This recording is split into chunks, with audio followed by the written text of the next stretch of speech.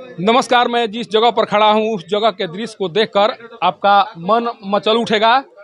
आपको इस दृश्य को देखने के बाद यहाँ पर आने का भी मन करेगा, लेकिन जब इस जगह की के हकीकत के बारे में जानेंगे तो आपकी रूह कांप उठेगी। आप शायद यहाँ आने का जो मन बनाए हैं उसे एक बार वापस लेना पड़ेगा। जो निर्णय आपके द्वारा इस दृश्य को देख कर लिया गया होगा उसे वापस लेना पड़ेगा इसकी हकीकत को जानकर। मैं ऐसा इसलिए कर रहा हूँ कि मैं अभी रोहतास के कैमूर पहाड़ी पर स्थित सीता कुंड, देखिए ये सीता कुंड है और ये सीता कुंड का नज़ारा है जहाँ पर मैं अभी लाइव ये खबर दिखाने के लिए आया हूँ। यहाँ पर कल 2 युवकों की डूबने से मौत हो चुकी है। उसके बाद से लगातार शवों को खोजने का सिलसिला जारी है, लेकिन अभी तक शव बरामद नहीं हुए हैं। ये कोई पहली घटना नहीं है जब यहाँ पर सामने आई है। इससे पहले भी कई मौतें हो चुकी हैं, कई लोगों की जानें जा चुकी हैं।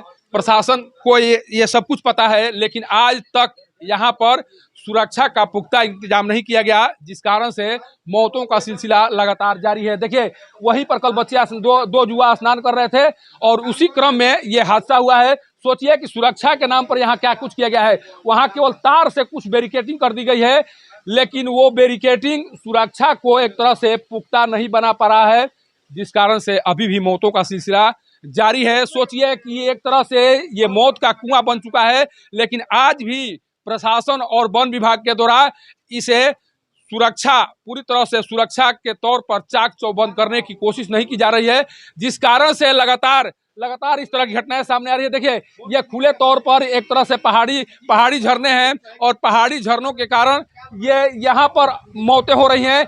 आप चारों तरफ से नजर दौड़ाइए तो कहीं भी सुरक्षा का कोई मानक नजर नहीं आएगा। यहाँ पर केवल तार का बैरिकेडिंग किया हुआ है और ये बैरिकेडिंग उस हादसे को बचाने में एक तरह से नाकाम साबित हो रहे हैं। और कल यही हुआ, अगर यहाँ पर सुरक्षा व्यवस्था किया गया होता तो शायद ये मौतें नहीं होती। और लगातार देखिए, अगर यहाँ पर प्रशासन सुरक्षा व्यवस्था को पुख्ता नहीं कर सकता है तो कम से कम इसको रेड जोन घोषित कर दिया जाना चाहिए था। लेकिन आज तक दर्जनों मौतें होने के बाद भी आज तक प्रशासन के द्वारा कुछ नहीं किया गया। देखिए कुछ लोग हैं जो जिनसे हम बात कर जानने की कोशिश करेंगे कि आखिर यहाँ पर अगर सुरक्षा की व्यवस्था पुख्ता की गई होती तो शायद जो मौतें हुई हैं उन्हें शायद बचाया जा सकता था। एक चीज़ बताइए, जब कल आए आप लोग तो जो हादसा हुआ, जब आप लोग स्नान कर रहे थे तो आपको पता नहीं था कि यहाँ पर सुरक्षा व्यवस्था सही नहीं है? आप लोग कैसे यहाँ स्नान करने पहुँच गए? हमें कुछ पता नहीं था, किसी ने कुछ बताया नहीं था। बस नीचे एंट्री कराए थे, एंट्री करा के ऊपर आने की हमें परमिशन मिल गई थी। परमिशन के बाद में हम यहाँ आए, यहाँ ऊपर ही नहा रहे थे। हम तो वैसे भी तैरना नहीं जानते, इसलिए पानी में नीचे जाना ही नहीं था हमें। हम तो ऊपर ही थोड़े थोड़े पानी में नहा रहे थे। वहाँ नहा तो पता नहीं था कि इस तरह का यहाँ डेंजर जोन है, यहाँ पर नहीं स्नान करना चाहिए? हमें पता भी नहीं था, हमें किसी ने बताया भी नहीं था, जानकारी नहीं थी, किसी भी चीज़ की हमें जानकारी नहीं थी। सुरक्षा व्यवस्था अगर होता है यहाँ, मान लीजिए सुरक्षा व्यवस्था की गई होती तो शायद आप लोग जिनकी जान गई है वो बच जाते। हाँ बिल्कुल बच जाते हैं वो जान भाई। अगर सुरक्षा व्यवस्था होती, अगर एक गार्ड भी होता है यहाँ पे, अगर वो बता देता है यहाँ नहीं जाना तो कोई भी वहाँ नहीं जाता। ये मौतें 2 मौतें होती ही नहीं यहाँ पे।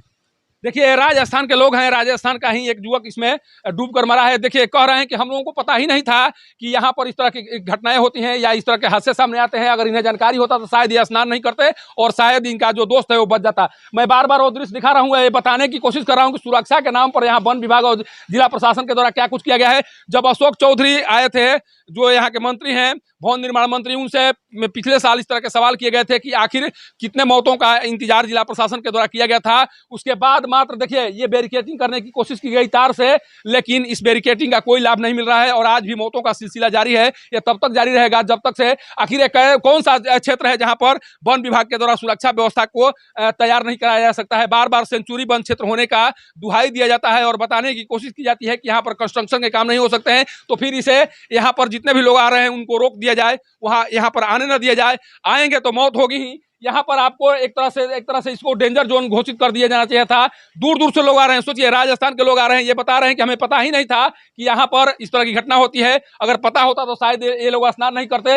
कहीं कोई बोर्ड भी दिखाई नहीं पड़ रहा, देखिए कहीं कोई बोर्ड भी दिखाई नहीं पड़ रहा है। तो सोचिए कि कितनी लापरवाही बरती जा रही है और ये लापरवाही लोगों पर भारी पड़ रही है। अगर इस तरह से अगर लापरवाही बरती गई तो आज कल 2 मौतें सामने आई, मौतों का सिलसिला लगातार जारी रहेगा। इतनी मौतें हो चुकी हैं, लेकिन अभी भी सुरक्षा का कोई इंतजाम यहाँ नजर नहीं आ रहा है। तत्काल तो माने फौरन तौर पर प्रशासन और पुलिस प्रशासन और वन विभाग के द्वारा इस पर कार्रवाई करनी चाहिए। इसे डेंजर जोन घोषित किया जाना चाहिए या फिर इसे बैरिकेडिंग करके कुछ इस तरह का व्यवस्था किया जाना चाहिए ताकि लोग स्नान करते समय इसमें डूब कर मरे ना, और उनके वो जो आ रहे हैं वो इंजॉय कर सके कम से कम। अगर उस तरह की व्यवस्था नहीं है तो फिर इसे डेंजर जोन घोषित करके यहाँ पर आने का जो सिलसिला है उसे प्रतिबंधित कर दिया जाए। सीताकुंड से पब्लिक न्यूज के लिए सत्येंद्र चौबे की रिपोर्ट।